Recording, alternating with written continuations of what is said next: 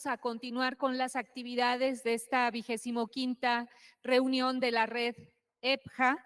Y bueno, para abrir esta jornada de trabajo, me da mucho gusto dar la bienvenida a la doctora Gloria Elvira Hernández Flores, quien justamente dictará la conferencia magistral de apertura. Voy a permitirme leer unas breves líneas del currículum de la doctora. Ella es doctora en Pedagogía por la Universidad Nacional Autónoma de México. Tiene una especialidad en Políticas Públicas e Investigación Social por el Consejo Latinoamericano de Ciencias Sociales. Es docente e investigadora del Instituto Superior de Ciencias de la Educación en el Estado de México, División Académica Ecatepec.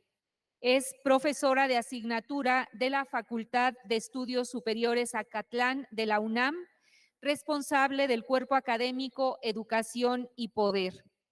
Ha realizado acciones educativas con grupos en contextos de pobreza y vulnerabilidad. Tiene publicaciones y ponencias tanto nacionales como internacionales. El día de hoy, la conferencia que dictará lleva por título Pedagogías emergentes con personas jóvenes y adultas. Nuevamente, bienvenida, doctora. Adelante.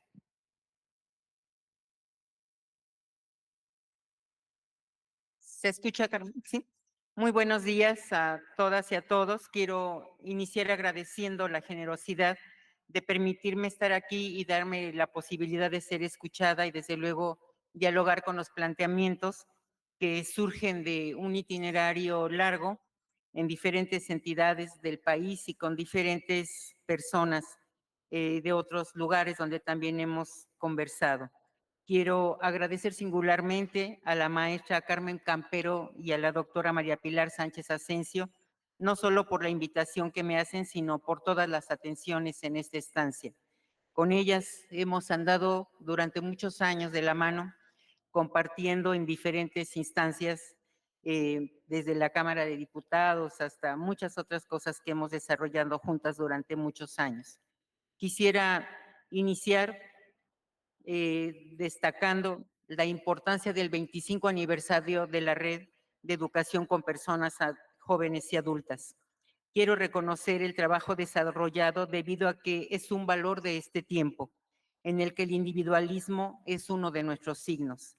A fin del siglo pasado ya nos encontrábamos en la unidad Ajusco de la Universidad Pedagógica Nacional, pero también en Aguascalientes, Cuernavaca, Nuevo León, entre muchos otros lugares donde hemos tenido la oportunidad de compartir.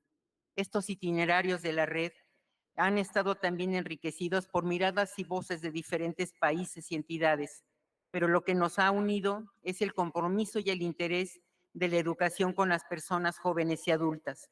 En las reuniones nacionales hemos dialogado políticas, discursos, y ya en el 2012 nos preguntábamos, ¿quién necesita la EPJA? Estuvimos dialogando con las organizaciones civiles y trabajando a favor del derecho a la educación de todas las personas de este país.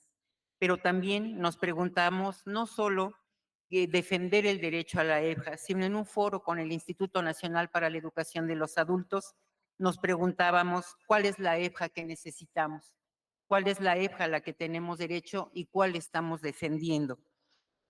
Pensamos que aquella que dignifique y haga justicia social, justicia epistemológica y educativa a partir de nuestras prácticas y que favorezca no solo el derecho a la educación, sino que brinde la posibilidad de estos espacios en los que nos encontramos con otras y otras para estudiar, conversar y dialogar acerca de nuestras vidas con la EPJA, como lo hemos constatado día a día. La construcción de colectivos a través de la metáfora de red es una posibilidad de construcción, como lo dijimos desde el 2005 en una reunión nacional, es la posibilidad de construcción del nosotros, a partir de su fuerza y de la construcción de vínculos y espacios de encuentros para el fortalecimiento de las prácticas. La red es una posibilidad de nuestro campo también por su propio nacimiento en una institución universitaria, la Universidad Pedagógica Nacional. es decir, un nosotros abierto a la suma de compromisos que diversos agentes tenemos en torno a la EFA. Compartir experiencias, conceptos, ideas, propuestas y prácticas implica construir recursos para encontrarnos con estas personas que por diferentes circunstancias están en uno de nuestros espacios. En las misiones culturales, CEDEX, CEPJAS, en el Estado de México les llamamos Centros de Educación para Jóvenes y Adultos, se llaman CEPJAS. Por ello, ahora recordamos cómo Maceira en la revista Decicio Saberes para la Acción nos invita a considerar que la memoria condensa conocimientos y lecciones aprendidas y expresa los rasgos y valores que constituyen experiencias y esperanzas de que otro mundo es posible, habitan sus dinámicas y se reconoce que la formación docente también, como señala un estudiante de maestría, se da en una conversación coloquial, es decir, en estos coloquios distendidos, donde a través de los encuentros tiene un papel central las transformaciones cotidianas de nuestras vidas con la EFJA. Por ello, para mí es un honor compartir con ustedes y agradezco el favor de su escucha. Quiero colocar algunos puntos de partida desde los cuales voy a hacer estas propuestas. Lo primero que quiero decir es que las metodologías y las estrategias se inscriben, como las experiencias, en diferentes espacios en los que la EFJA toma forma. Por ello, están habitadas por diferentes voces y experiencias. Desde ellas, planteamos que reflexionar las metodologías y las estrategias demanda situar a las pedagogías en la actualidad como una convocatoria, decía, no mi postura, quienes me conocen lo saben, es rebasar esa tipología ideológica de formal, no informal, y más bien plantearnos al análisis de las formas que toma la EFJA, cuáles sus contenidos, y cómo hoy se habla de la multiplicidad de pedagogías de acuerdo con sus sentidos sociales. Esta es una disciplina para pensar y pensarnos en los encuentros cotidianos que llevamos a cabo en el campo educativo. Para otros, es conversar la pedagogía desde los desafíos de las prácticas que significa analizar el concepto de la educación que se sostiene desde la modernidad para avanzar en lo que Bárcena y Sklirian llaman una pedagogía de la radical novedad. Quiero recordar aquí a Timothy Ireland, que en una reunión con el CEAL nos llamaba a construir otra narrativa de la EFJA, y es el llamado al que yo me quiero sumar con esta ponencia.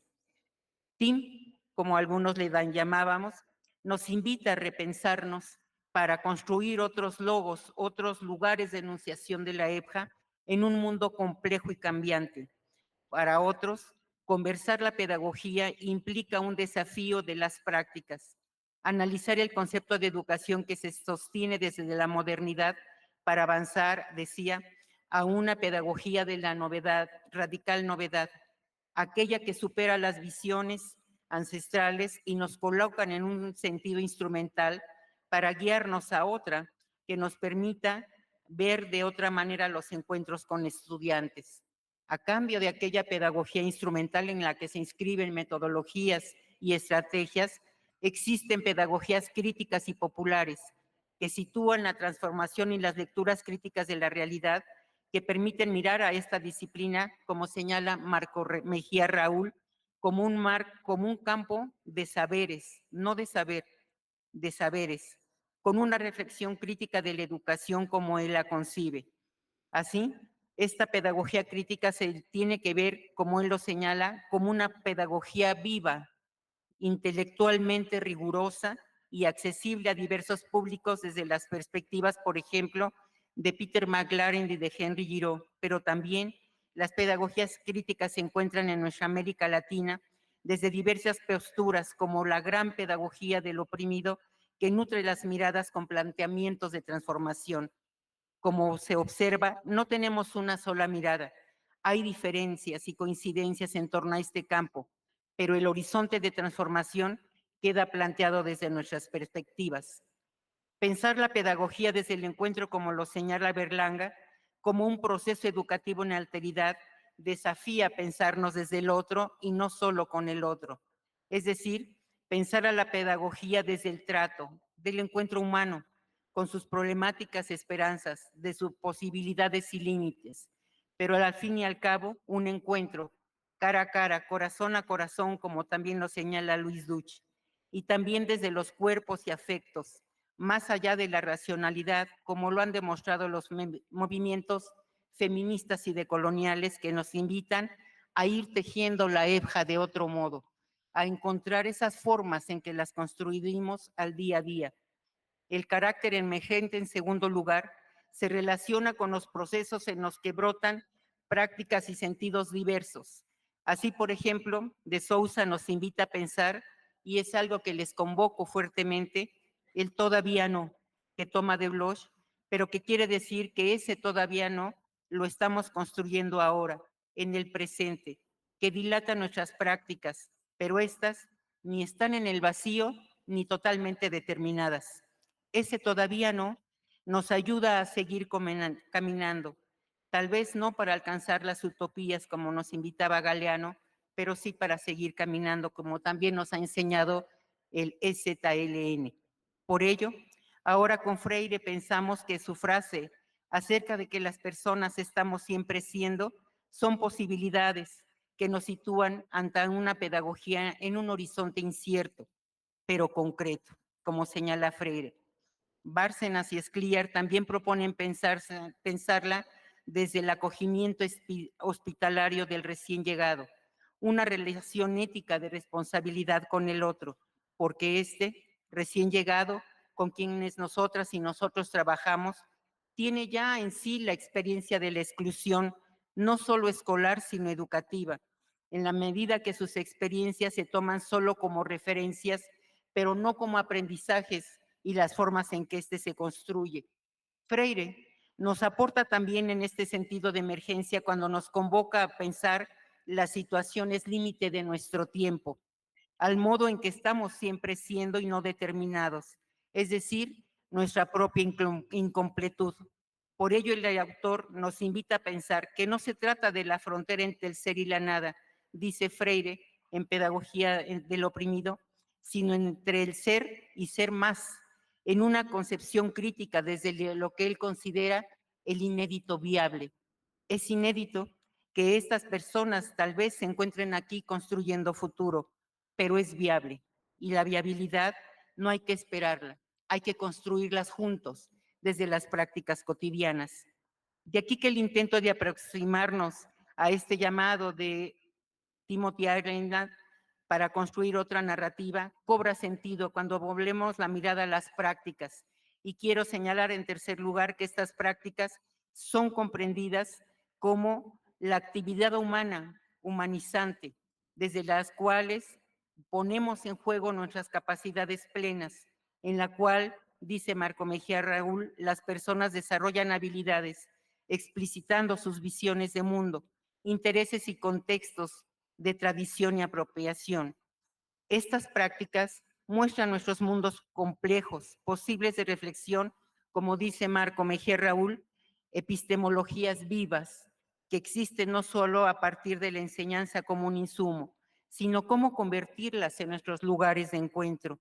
En él, las temporalidades se juegan como lugares políticos. Esas formas de relacionar, en cuarto lugar, los tiempos y los espacios de la época, que definen en las políticas públicas al rezagado, a la atrasada, la que posterga su educación y como tal te trato como rezagada. Pero hemos insistido que el rezago no es un atributo personal, es una condición social posible de ser transformada. Ello sucede al no cubrir los tiempos formados por la educación escolar. Sin embargo, al acercarnos a nuestros espacios de EBJA, podemos compartir otras relaciones con los tiempos educativos. Por ejemplo, los tiempos de la siembra, del trabajo, del cuidado de los hijos, de la lucha, de los movimientos sociales. Y estos tiempos de la EBJA cobran sentidos en los para qué de las personas que habitamos nuestros centros educativos. Por su parte, no el territorio, sino las territorialidades representan también un campo relevante en nuestros encuentros. Nosotras que no tenemos espacios propios para hacer nuestra educación, lo hacemos en lo público y lo privado, en el ágora, en lo social, en las casas, en los espacios que solidariamente se dan para nuestra acción educativa. No se trata con ello de ocultar, y hemos siempre exigido a los gobiernos que garanticen el derecho a la educación, que den mayores financiamientos, la formación docente y mejores políticas, políticas justas para la educación de adultos y jóvenes. Pero se trata también de reconocer otros lugares que son la riqueza de la EBJA.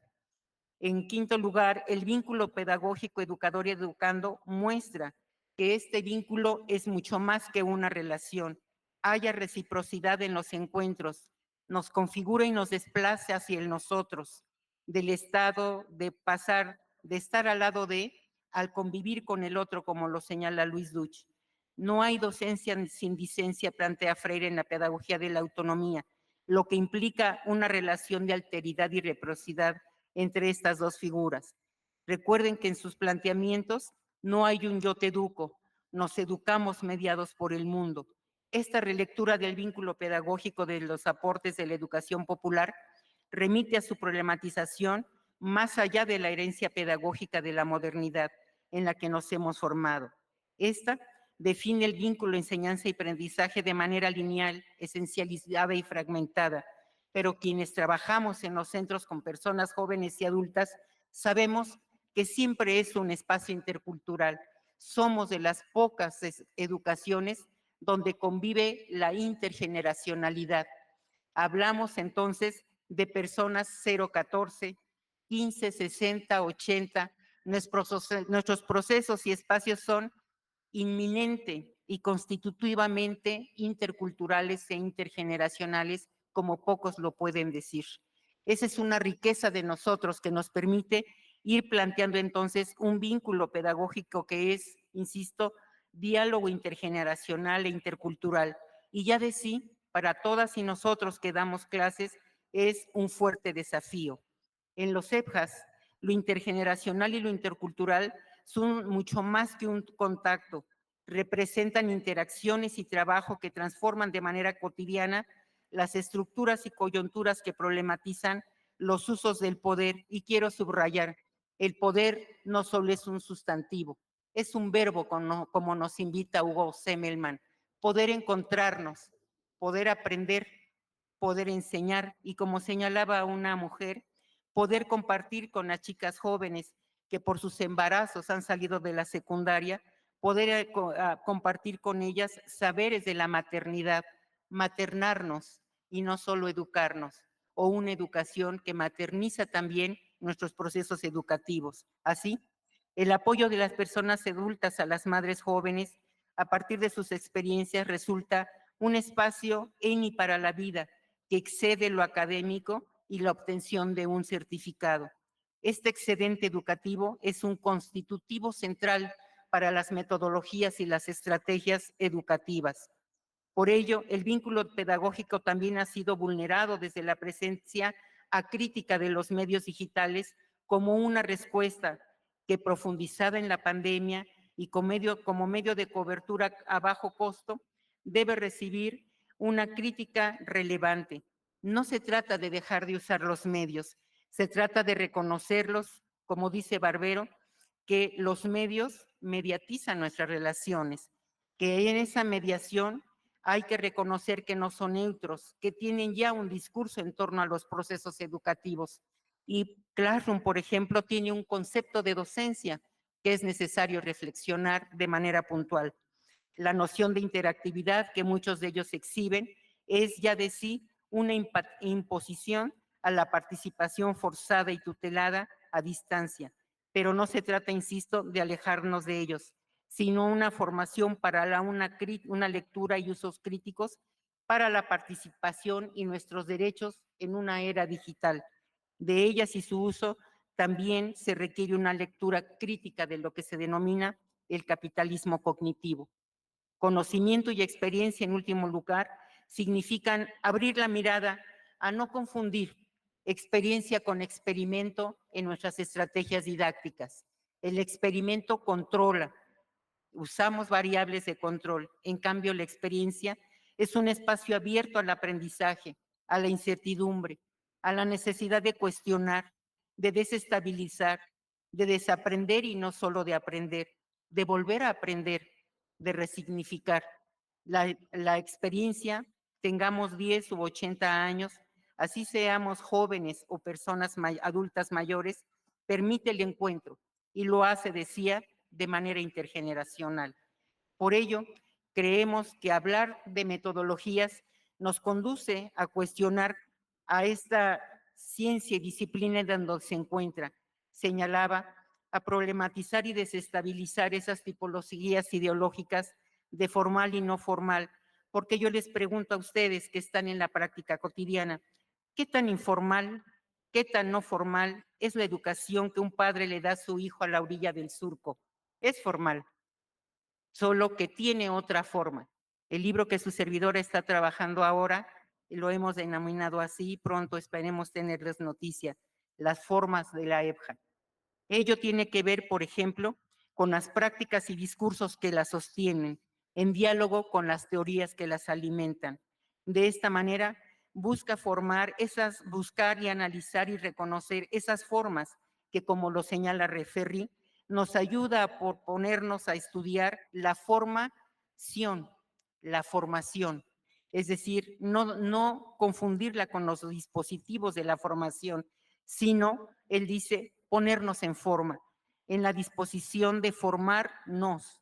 Y esto desafía para construir lo cotidiano, justamente desde las formas de estos encuentros. Formarnos desde la construcción de lo común no permite perder la diferencia, sino, como los han enseñado también las feministas, construir el sentido común desde la diferencia. Es la diferencia lo que habita fuertemente nuestros lugares de estudio, que si bien están habitados también por la precariedad, tiene fuerte riqueza de los encuentros que hemos construido día a día. Así es que su servidora, desde esta perspectiva pedagógica, ubica las metodologías y las estrategias didácticas. Como pueden ustedes ver en esta lámina, la didáctica, siendo parte de las ciencias sociales y humanas, la didáctica también es un campo de debates y de disputas, como nos enseña Camilloni.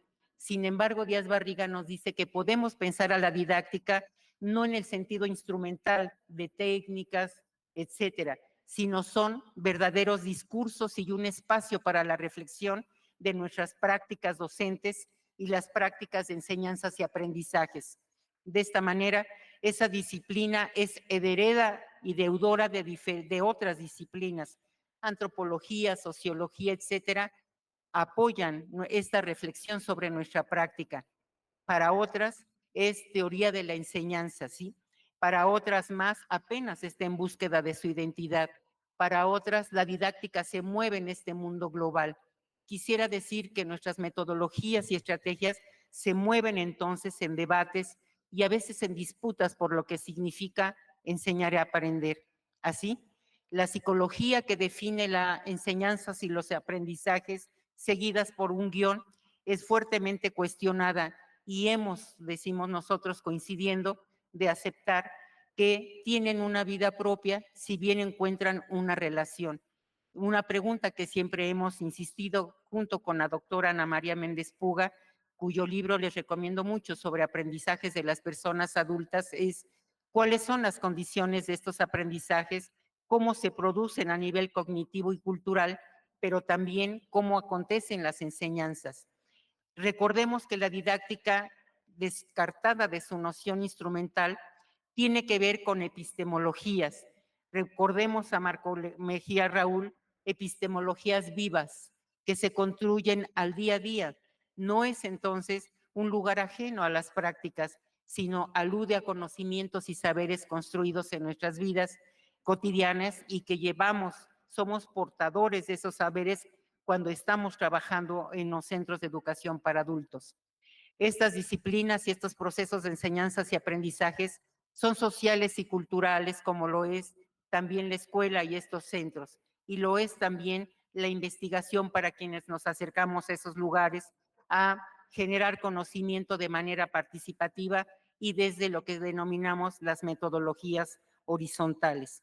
Se trata entonces de mirar la didáctica en tanto disciplina de reflexión sobre las prácticas que lleva en sí misma, decía, una reflexión epistemológica, pero también una dimensión ética del encuentro con el otro.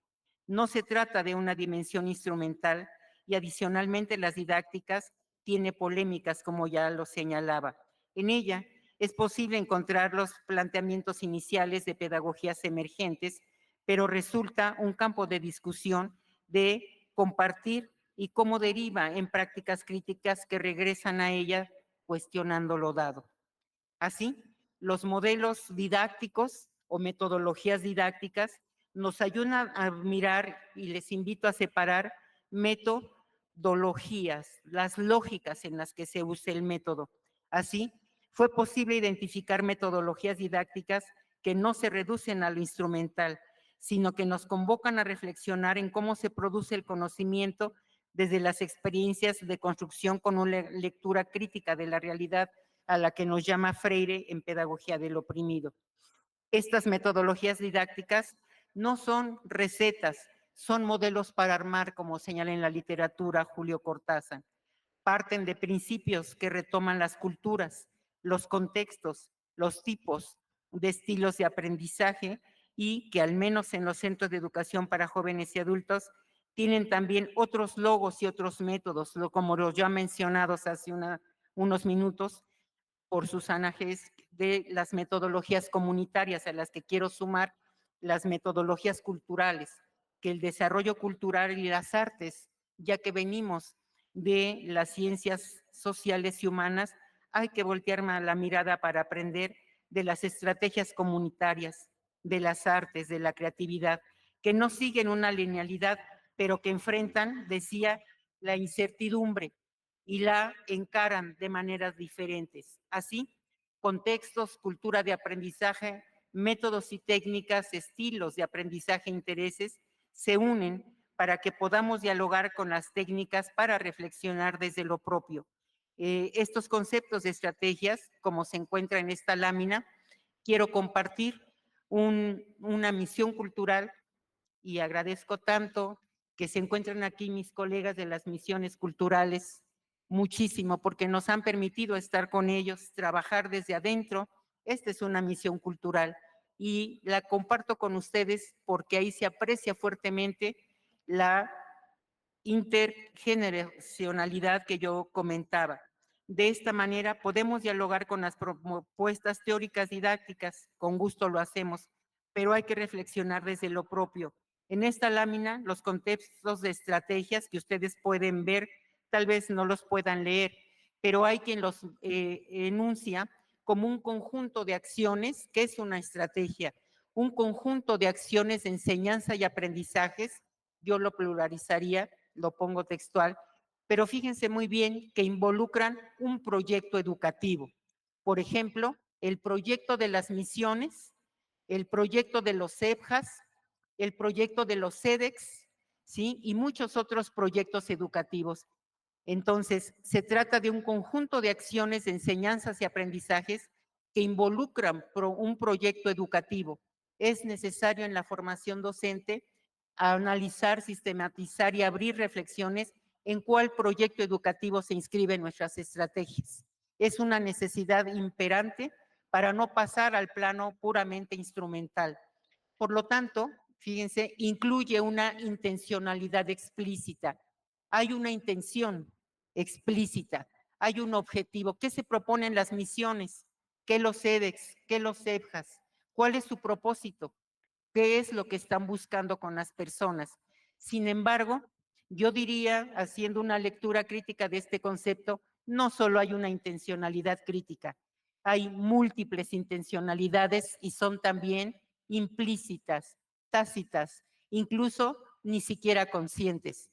Una señora de formación para el trabajo con quienes nosotros hemos estado cerca, Ofelia, porque también es autora como lo es Díaz Barriga y otros autores, perdón, señalaba a Ofelia en un centro de educación para adultos donde ella estaba empeñada en aprender cultura de belleza y corte y confección. Aquí, fíjense, si no hay intencionalidades implícitas y a veces no reconocidas.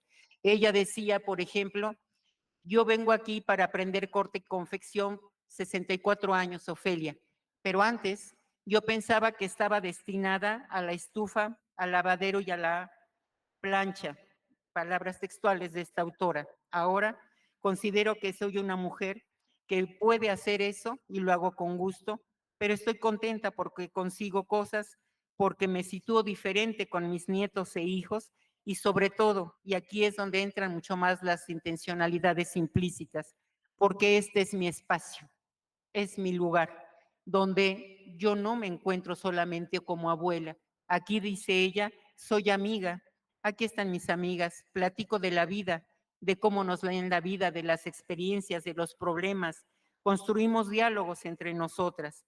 Podemos así considerar, ¿no?, que estas estrategias pueden considerar estas múltiples intencionalidades, conocerlas, es decir, valorarlas y conocerlas para convertirlas en metodologías y estrategias particulares de acuerdo a los contextos en los que se da la acción educativa.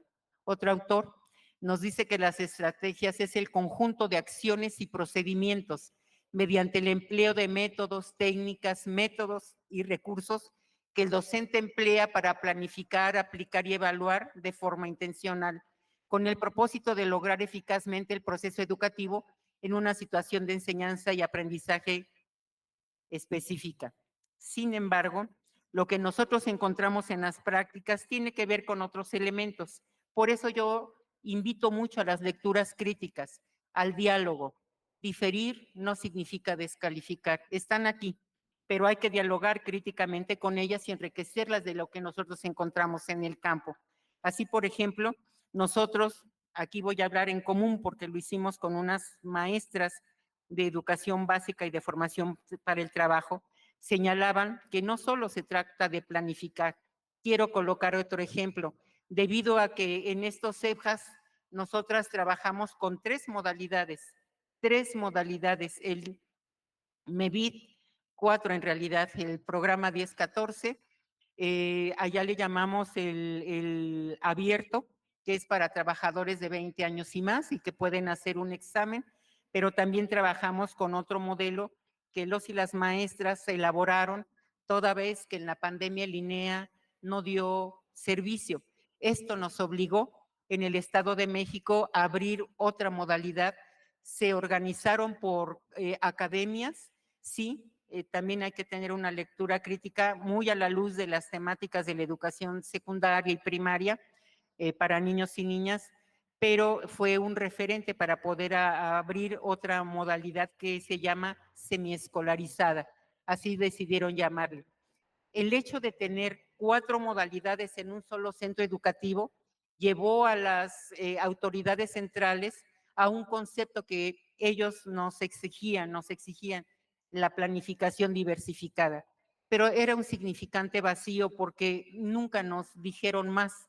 Las maestras de una zona escolar en la zona norte del Estado de México trabajamos fuertemente y ellas, me referiré en femenino, eran puras mujeres, decidieron llevar una propuesta a la administración central, se opusieron a hacer planificaciones diversificadas y lo que ellas hicieron fue bitácoras de la vida cotidiana, diarios de clase.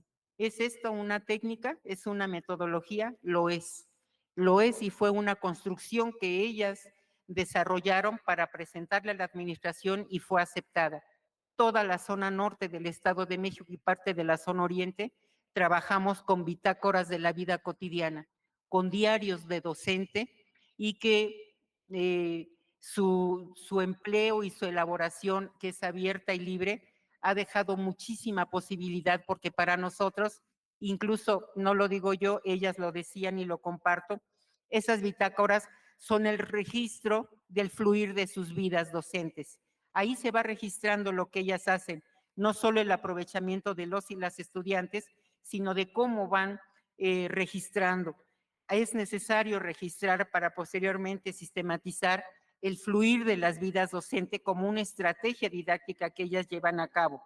Podemos así considerar que en esas propuestas que dialogan lo que nos proponen los libros de didáctica son los siguientes puntos que construimos juntas. Un diálogo de saberes construido desde la teoría sí, pero una formación docente en EFJA que se centra en el diálogo con los saberes construidos como los que ustedes ven aquí, pero también con propuestas críticas desde la experiencia. En segundo punto, una relación crítica con los contenidos que no son solo información, como dicen mis compañeras, sino que incluyen, dicen ellas, la humanización del vínculo, es decir, actitudes, sentimientos que se ponen en juego en todos estos procesos. En tercer lugar, hemos señalado para estos elementos la participación, que no es estar únicamente en los lugares, sino como nos enseña Rodrigo Brandao desde el Brasil, no es participar, y lo hemos constatado con ellas, no es solo estar en los CEPJAS, sino formar parte de las decisiones de los CEPJAS. Es así que como ellas formaron parte de la decisión de, en lugar de una planificación diversificada, desarrollar bitácoras de la vida cotidiana y diarios de docentes, también se opusieron a la evaluación estandarizada en la entidad y como propuesta que trabajamos fuertemente con talleres fue lo que ellas le denominaron evaluación integral y formativa desde la perspectiva de derechos, de educación a lo largo de la vida y desde sus propias experiencias. Así, hay un tercer elemento que van componiendo estas metodologías, estrategias, propuestas. El tercer punto es la conformación de comunidades docentes. No nos referimos únicamente al colectivo que nos reunimos después de las clases, sino como señala Parra, es un tránsito que va de estar en la comunidad a ser en la comunidad, estar y ser en comunidad. Construir desde la heurística, es decir, la creatividad docente es el último punto, pues las condiciones de estudio de las que derivan enseñanzas y aprendizajes, señalan ellas acompañadas de Jorge La Rosa, nos permitieron entonces construir comunidad y construir los CEFJAS, como dice Berlanga, como lugares de encuentro. De esta manera, nosotras nos encontramos en talleres de formación docente con los siguientes principios didácticos derivados de la teoría. Los principios para mirar las metodologías y estrategias didácticas, nos señala la teoría, tienen que ver con comunicación, es decir, qué tanto las técnicas y estrategias que llevamos están comunicando, están favoreciendo la comunicación desde los diferentes lenguajes, porque si algo construye nuestras prácticas son las diversas formas de enunciar el mundo. No solo somos sujetas enunciadas, somos sujetas de enunciación. Enunciamos nuestros mundos desde diferentes formas. ¿Qué tanto nuestras estrategias se mueven en promueven comunicación, diálogo, ¿sí? ¿Qué tanto están promoviendo actividad rebasando esa situación bancaria? Porque como dice Diego, un joven docente chileno de una investigación que hicimos con María Eugenia Leterier y Sara Elena Mendoza, y nos preguntaba en un conversatorio virtual, ¿no estaremos promoviendo la educación bancaria 4.0? ¿Sí? Preguntémonos, ¿qué tanto es entonces una actividad, pero cuidado, es una actividad cuando la participación, insistimos, no solo es estar en los espacios, sino formar parte de las decisiones de los procesos de enseñanza y aprendizaje? ¿Qué tanto estamos promoviendo ese ser más del que hablábamos en la pedagogía freiriana a partir, quiero señalar, de la individualización, pero no del individualismo? ¿Qué tanto promovemos las comunidades de aprendizaje y la socialización que, como la autora Ofelia de 64 años, veía ahí esos grandes espacios para las personas adultas mayores? No podemos, digamos, negar, obviar que nos encontramos en un mundo global. ¿Qué tanto lo que nosotros estamos enseñando y aprendiendo se mueven en un mundo global? En el CEPJA, una señora nos dijo una mañana, no necesito solo aprender a cortar el pelo o aprender corte y confección. Yo quiero saber qué es la mitología griega. ¿De dónde lo sacó? ¿Para qué lo necesitaba? Simplemente colocó sobre la mesa en nuestro taller de corte y confección su derecho al conocimiento universal. ¿El para qué? Es suyo y lo compartió con nosotras. Entonces, ¿qué tanto los principios didácticos están atendiendo estos intereses y necesidades que las personas plantean con su derecho al conocimiento universal y con su derecho a que sus saberes dialoguen críticamente con este. De tal manera que este sentido de ser y ser más también se mueve en otro principio didáctico de nuestras metodologías y estrategias, la creatividad. Freire decía que la educación es un acto político, cultural, comunicativo y estético. Es decir, en extensión y comunicación nos invita mucho a mirar la educación como un acto comunicativo, pero en pedagogía del oprimido pone el énfasis en la cuestión de lo político, pero en la educación como práctica de libertad sitúa lo cultural, pero también lo estético. Es decir, somos seres estéticos cuando lo estético no es lo bonito, sino la pasión, la creación, la constancia como las artes de lo que se está haciendo. En esa medida nos proponen los principios didácticos también mirar qué tanto nuestras estrategias y métodos están a favor de la promoción o formación de un pensamiento intuitivo, es decir, que nos apoye a analizar críticamente la realidad, dando lugar también a nuestras propias intuiciones que vienen de experiencias de vida, de las epistemologías vivas, como le llama Marco Raúl Mejía. Pero quiero compartir con ustedes esto. Quisiera que comparáramos los principios didácticos de digamos, de los libros de didáctica. Su servidora, soy pedagoga, pero revisemos los principios didácticos que sugirieron los maestros. Por cierto, los maestros de Oaxaca, con quienes estuvimos trabajando fuertemente en talleres el sábado pasado. Ellos señalaron como contraparte, como complemento, yo diría en diálogo, los siguientes principios didácticos que ponen los y las docentes de Oaxaca apenas el sábado pasado. La heurística docente, como esta creación de la cual hablábamos, el rescate cultural de costumbres y tradiciones, considerar, decía una profesora, que somos sujetos históricos y eso sí tiene que ver con estrategias didácticas, no está en su margen, está adentro de las estrategias didácticas, pero también señalaba otra de ellas, somos sujetas de derecho. Otro más señalaba un principio didáctico es que tanto estos métodos y estrategias están promoviendo la autonomía y la crítica, el interés, las problemáticas, las necesidades y deseos, las esperanzas y la humanización, como lo señaló Nicolás, los valores, la sistematización, y aquí quiero subrayar lo que señaló Betsaida, el orden lógico de aprendizajes. Me pareció muy relevante para compartirlo con ustedes, porque ella y ese grupo piensa que hay otro orden lógico comunitario. Por eso Oaxaca no habla solo de la comunidad, sino de la comunalidad, ¿sí?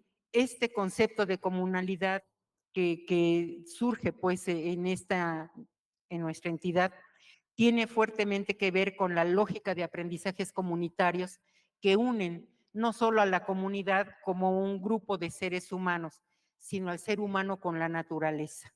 Ahí también aprendemos y ahí también hay didácticas vitales, como su servidora le denomina. Es por ello que ya lo discutíamos también en un encuentro con CEAL, se está ahora discutiendo, por ejemplo, ya no solo colocar en el centro al ser humano en los procesos educativos, como lo dicta la modernidad y el antropocentrismo, sino, otra vez en palabras de Marco Mejía, de Nélida Céspedes y muchos colegas en aquel encuentro, él habla de qué tanto podemos colocar en el centro al biocentrismo, a la vida del planeta, la vida de los seres humanos, de los animales, de los árboles. ¿Tienen derecho los árboles? ¿Tienen derecho a la vida? Pasar entonces a estrategias y metodologías que vayan de un antropocentrismo a un biocentrismo, no solo en comunidades, sino en comunalidades, porque la pandemia, el calentamiento global nos está exigiendo, no solo demandando, exigiendo una formación centrada en el biocentrismo. Así, mis compañeras y compañeros centraron la vinculación comunitaria, pero también la lectura crítica de la realidad y lo que nos hemos hecho con el medio ambiente. Y por último, ellos y ellas señalaron la necesidad que los principios didácticos muestren la sensibilización y concientización de que efectivamente otro mundo es posible. Así, quisiera cerrar mi participación leyendo lo que Freire nos dice en Cartas a quien pretende enseñar, y que no olvidemos que la tarea del docente, que es también aprendiz, es placentera y a la vez exigente. Exige seriedad, preparación científica, preparación física y emocional. Es una formación de los afectos, afectiva. Esta es una tarea que requiere, dice Freire, de quien se compromete con ella, un gusto especial de querer bien, no solo a los otros, sino al propio proceso que ella implica. Es imposible enseñar sin ese coraje de querer bien, sin la valentía de los que insisten 1000 veces antes de desistir. Gracias.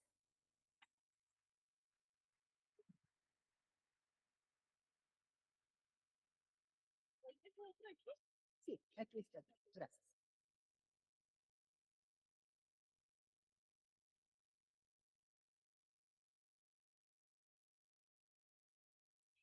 Muchas gracias, doctora Gloria Elvira Hernández Flores. Sin duda, con esta disertación en el 25º aniversario de la red EPJA, nos lanza un importante reto: construir otra narrativa de la EPJA en este mundo complejo y cambiante, trascender la visión instrumental de la didáctica y colocarla en el debate epistemológico y ético, generar conocimiento desde la perspectiva participativa.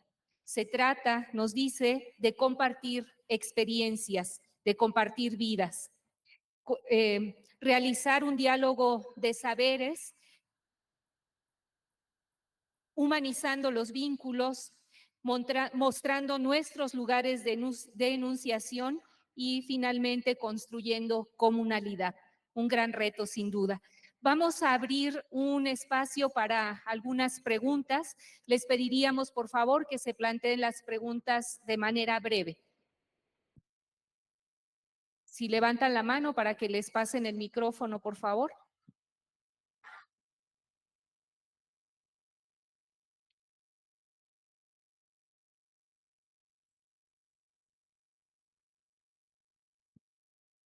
Hola, buen día. Bueno, maestra, muchas gracias por su compartir con nosotros. La pregunta que me surge a través de escucharla, retomar ideas tanto de Boaventura, de Dussel, de todos ellos en estas cuestiones, me surge una cuestión en la parte de colonial, en la descolonización, en la teoría de colonial, acerca de los procesos que ha habido no de manera global. Hablamos ahora de la cuestión del ciudadano global, del el biocentrismo. Eh, ¿No le parece a usted que ha de haber habido un proceso también en lo que llamamos el norte epistemológico, también de deconstrucción, de cambiar la perspectiva, de dejar de lado ciertas partes por medio de políticas y regulaciones también del Comité Europeo? ¿No habrá algunos buenos hábitos o buenas prácticas de ahí que pudiéramos tomar nosotros también sin volvernos a centrar en sus teorías o en sus ideas? Gracias. Gracias. Mm, Tengo una pregunta, pero antes saludar a la doctora. Creo que coincide con la pregunta anterior, ¿no? La idea de la decolonialidad, pensar desde la idea de las filosofías ancestrales, creo que desde esa idea pudiéramos pensar lo que comenta, ¿no? Cómo humanizar, cómo entre el ser humano y la naturaleza podemos tener esos aprendizajes y esas metodologías. Creo que entender estas filosofías ancestrales nos pudiera permitir llegar a no rescatar, porque creo que el rescatar, yo difiero un poquito sobre el rescate, porque no podemos rescatar algo que se está ahogando, ¿no? Yo creo que estas filosofías están vivas, están presentes, solamente tenemos que mirarlas a ellas, y creo que a través de ellas pudiéramos entender estas estrategias desde el lado de colonial, ¿no? Eso sería una aportación. Gracias.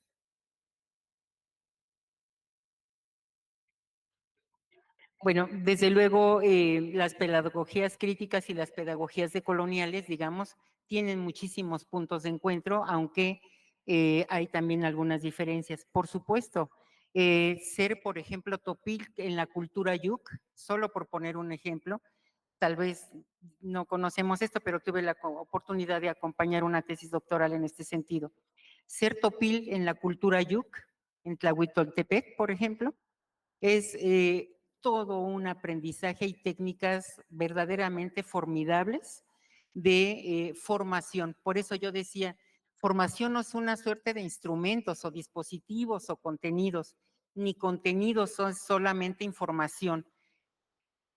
Tenemos que empezar a replantearnos qué estamos entendiendo incluso por contenidos en la formación. Hay muchos replanteamientos que hay que replantear, ¿no? Entonces, permítanme este ejemplo para volver a mirar, para volver a colocar como si volteamos la mirada o como se dice, ¿no? Si colocamos otros ángulos de lectura o coordenadas de lectura y esos ángulos de lectura los volteamos a ver desde la perspectiva de la colonialidad, encontramos una enorme riqueza. Este es solo un punto, por ejemplo, de los trabajos que se hacían, ahora me voy de Oaxaca al Estado de México, en Huehuetoca. Huehuetoca, nombre náhuatl, ¿sí? Con tradiciones arraigadas en ese sentido, significa, fíjense, lugar de ancianos con conocimiento. Yo me fui de maestra de telesecundaria 6 años por razones de, así investigo yo. Entonces me fui de maestra de telesecundaria 6 años a la comunidad y así se llama, Huehuetoca. Cuando junto con los y las niñas encontramos que Huehuetoca significaba lugar de ancianos con conocimientos, fue una riqueza impresionante. No solo porque las y los ancianos, singularmente las ancianas, los hombres no nos respondieron mucho, llegaron como conferencistas a la escuela telesecundaria, que era un cerro, pues, y que déjenme decirles que la telesecundaria allá se denominaba, porque era el último nivel al que se podía llegar en la comunidad, le denominaban nuestra máxima casa de estudios. Ahí, cuando las ancianas llegaban a la máxima casa de estudios a darnos conferencias, a dialogar y a apoyar la formación de los estudiantes, se van generando otros elementos, por eso hablábamos desde las perspectivas de coloniales, ¿no? Ancianas y ancianos con conocimiento nos llevó en las clases de español y biología a reconocer otros locus de enunciación, ¿no? Otros parámetros de lectura de lo que significan los contenidos cuando son fuertemente dialogados con los saberes comunitarios y particularmente en nuestro caso en San Buenaventura se llama la comunidad con la cultura náhuatl en ese caso.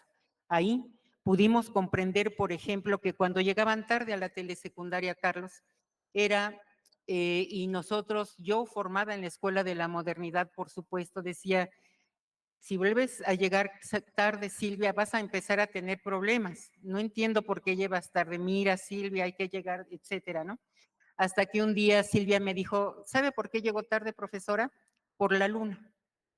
Y le dije, Silvia, estamos en la escuela. O sea, ¿qué tiene que ver la luna con llegar tarde? Maestra, ¿ya vio la luna? La luna es color cremita. Ahí había la laguna, la clase, Carlos, de biología, todavía me acuerdo de la secuencia, etcétera, de la respiración aeróbica y anaeróbica. ¿Dónde creen que fue aprendida? En la laguna. Entonces, son las comunidades y sus tradiciones, pero también las territorialidades que tienen las propias comunidades.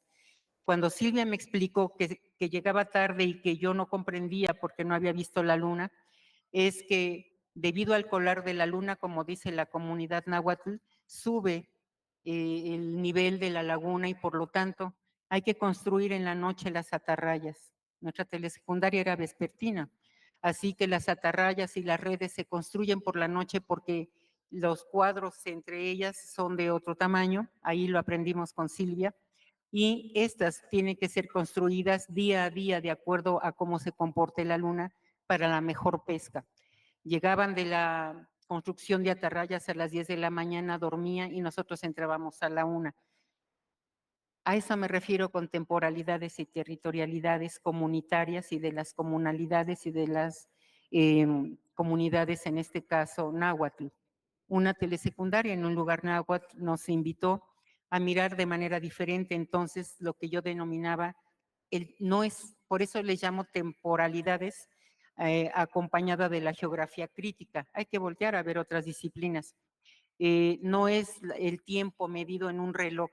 Las temporalidades son las relaciones culturales que guardamos con el tiempo. Hay entonces otras temporalidades. A eso me refería en una de las láminas. La hice pensando en Silvia, ¿no? Ahí hay otras temporalidades y también hay otras territorialidades. La tierra, el territorio, la tierra nos enseñan y podríamos seguir con muchos otros ejemplos si eso significa diálogo de saberes, si eso significa justicia epistémica, si eso significa, o más bien si no significa epistemicidio, ¿no? En ese sentido podemos hablar de estrategias comunitarias, de estrategias con comunalidades que permitan no solo mirar a una didáctica y, digamos, sigo insistiendo, siempre prescriptiva, siempre instrumental, sin una didáctica abierta a la comunalidad, a los saberes surgidos en el surco, en la milpa, en la laguna, pero también en el metro, para quienes vivimos en la Ciudad de México, en otros lugares donde también se producen saberes. Si eso es un rasgo de la necesidad de rebasar el pensamiento eurocentrista que ha generado el epistemicidio de nuestras comunidades indígenas, hay grandes posibilidades que se han llevado con muy pequeñas experiencias, pero que son significativas para quienes hemos participado en ellas.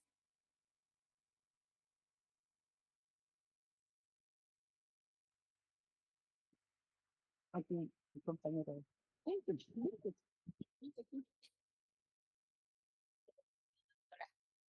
Gracias. Bueno, yo soy docente de misiones culturales del estado de Morelos. Quiero agradecerle porque creo que a final de cuentas estas reuniones son también parte de lo que absorbemos y llegamos a compartir con los compañeros. De aquí yo me llevo dos cosas que me interesaron muchísimo, ¿no? Plantearlas de una manera distinta. Nosotros en Misiones Culturales hemos manejado los diarios de labores, pero no con el fin que ahorita usted planteó, ¿no? Como una metodología en lugar de una planeación didáctica diversificada, ¿no? Entonces, de todos modos, ¿no? Yo pienso que en la prueba y el error está el ir construyendo y el ir modificando nuestra realidad en nuestros lugares de trabajo.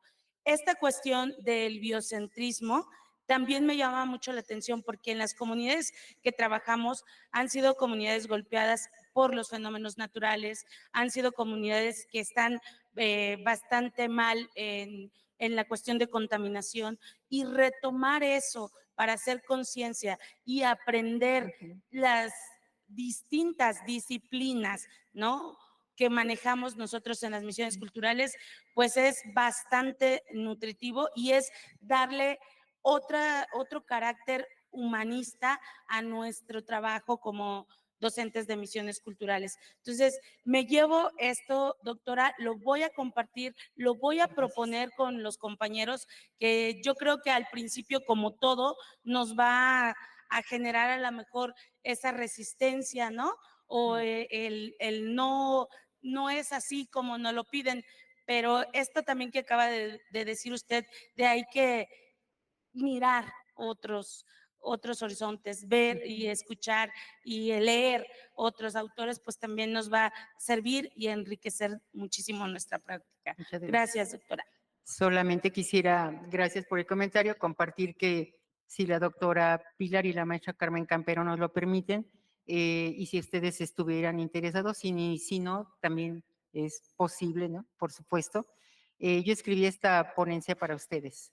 Si ellas me la permiten, yo la entrego, no es mía, tiene varias autorías y la pongo a su disposición y desde luego crítica, por supuesto.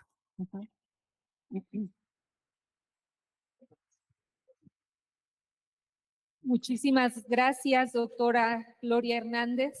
Y bueno, para concluir esta actividad voy a permitirme entregar una constancia a la doctora Gloria Hernández Flores por impartir la conferencia magistral Pedagogías Emergentes con Personas Jóvenes y Adultas en el marco de la 25ª Reunión Nacional de la Red de Educación de las Personas Jóvenes y Adultas, alternativas metodológicas y estrategias didácticas para trabajar con personas jóvenes y adultas, llevada a cabo del 7 al 9 de octubre en esta casa de estudios. Muchas gracias, Muchísimas doctora. Gracias.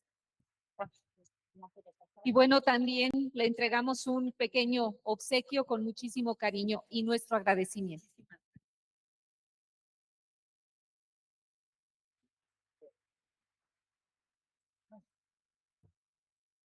Muchísimas gracias. Gracias, muy amable.